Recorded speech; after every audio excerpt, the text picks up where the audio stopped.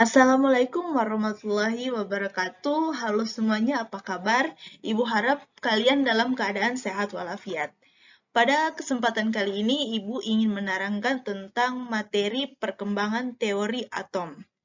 Sebelum kita masuk ke dalam materi, Ibu ingin bertanya, pernahkah kalian menonton acara modeling? Tentu saja pernah ya, nonton di televisi, di YouTube, ya kan? Yang menarik dari acara modeling ini adalah kostum yang digunakan para model. Nah, kostum ini kadang-kadang terbuat dari olahan sampah, misalnya dari plastik, koran, minuman sachet. Nah, masih banyak model pakaian lainnya. Dan ternyata bukan cuma kostum dalam modeling saja yang memiliki banyak ragamnya, tetapi dalam pembelajaran kimia, atom juga memiliki beberapa jenis model. Wah, ada berapa jenis model ya? Tentunya kalian penasaran. Mari kita belajar mengenai perkembangan teori atom dari masa ke masa. Pada pembahasan struktur atom, kita akan berfokus pada pembahasan mengenai perkembangan teori atom. Nah, teori atom yang kita akan pelajari yaitu pertama teori atom Dalton, kedua teori atom Thomson, ketiga teori atom Rutherford, keempat teori Bohr, dan yang kelima adalah teori atom mekanika gelombang yang dikemukakan oleh Werner Heisenberg, Louis de Broglie, dan Erwin Schrödinger. Kita akan bahas satu persatu tentang perkembangan teori atom.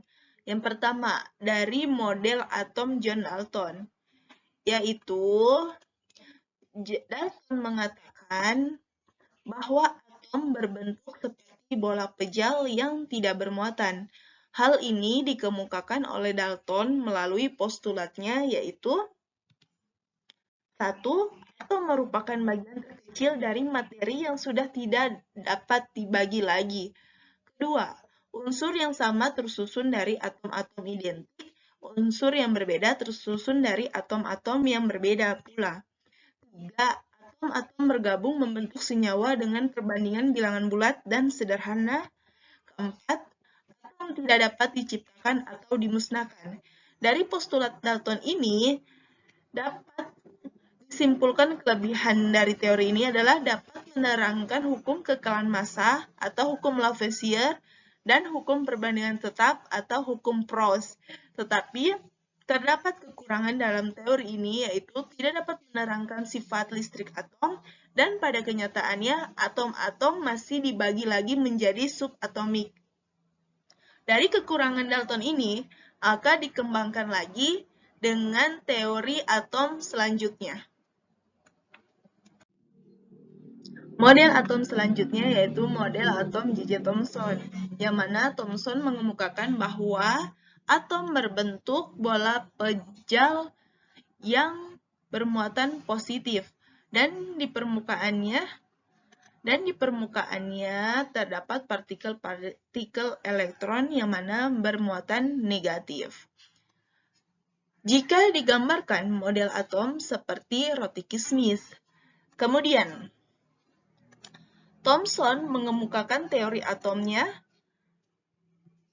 berdasarkan percobaan tabung sinar katoda dan menemukan partikel subatom yaitu elektron. Pada percobaan tersebut, berkas sinar ditembakkan dari katoda ke anoda dan melalui lubang atau celah hingga menuju layar dan menghasilkan pendaran cahaya. Kemudian, Thomson berasumsi bahwa yang membuat pendaran pada layar merupakan suatu partikel sehingga pengujiannya Thomson menempatkan sebuah baling-baling atau roda di antara katoda dan anoda. Dan ketika dihubungkan dengan sumber arus listrik,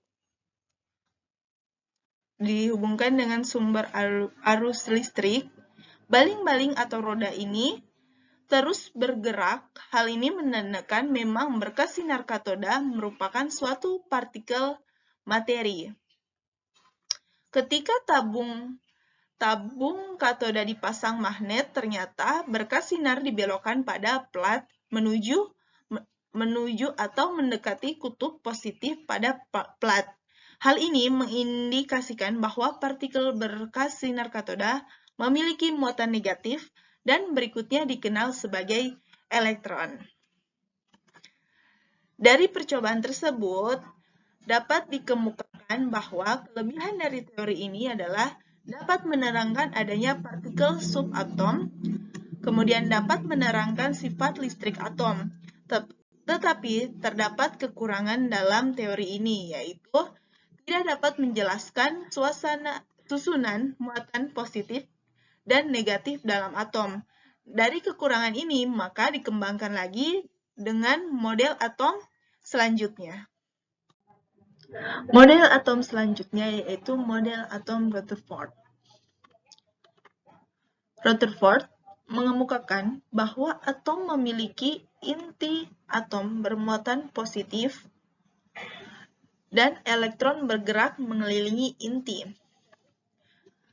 Teori ini didasarkan pada percobaan hamburan sinar alfa pada lempeng emas tipis.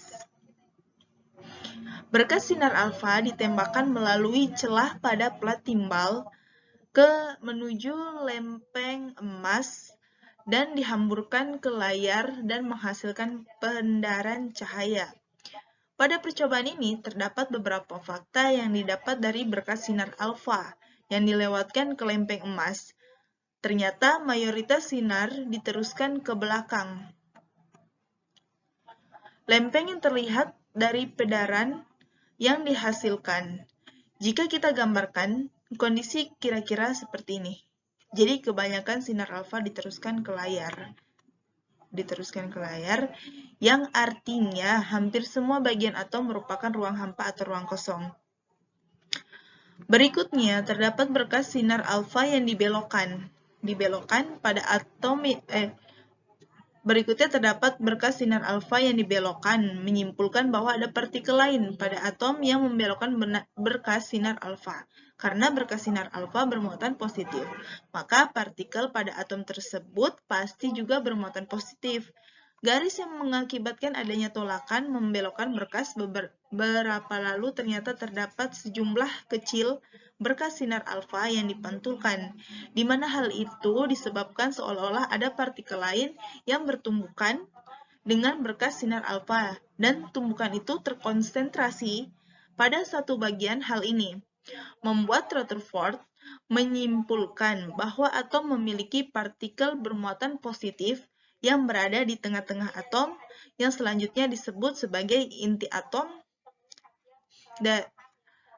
Dari teori atom yang dikemukakan oleh Rutherford, terdapat beberapa kelebihan. Yang pertama, dapat menerangkan fenomena penghamburan partikel alfa pada lempeng. Kemudian dapat menerangkan keberadaan inti atom sebagai pusat. Kemudian kekurangannya tidak dapat menjelaskan mengapa elektron tidak jatuh ke inti. Yang kekurangan ini akan dijawab dengan model atom selanjutnya.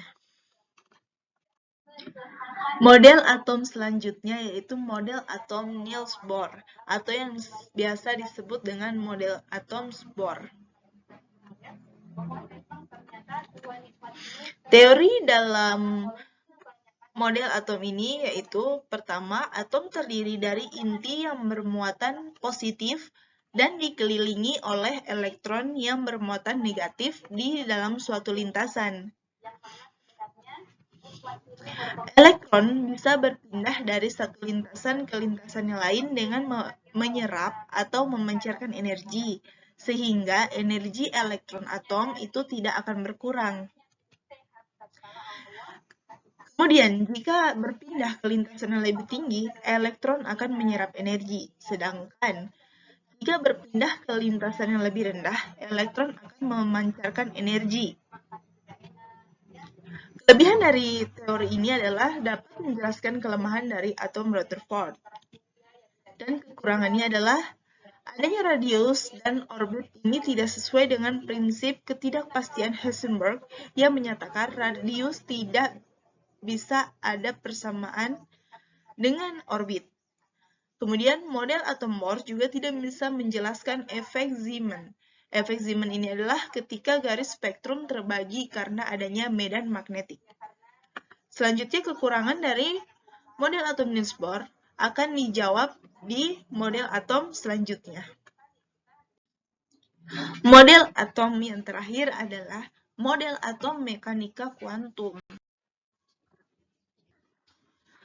Yang mana pada teori ini memiliki kelebihan dapat mengidentifikasi proton dan neutron berlokasi di inti atom dan juga elektron serta kebolehjadian ditemukan di orbital. Dapat mengukur perubahan energi eksitasi dan emisi elektron. Kemudian kekurangannya adalah rumusan persamaan gelombang hanya dapat diterapkan secara acak untuk partikel dalam kotak dan atom dengan elektron tunggal.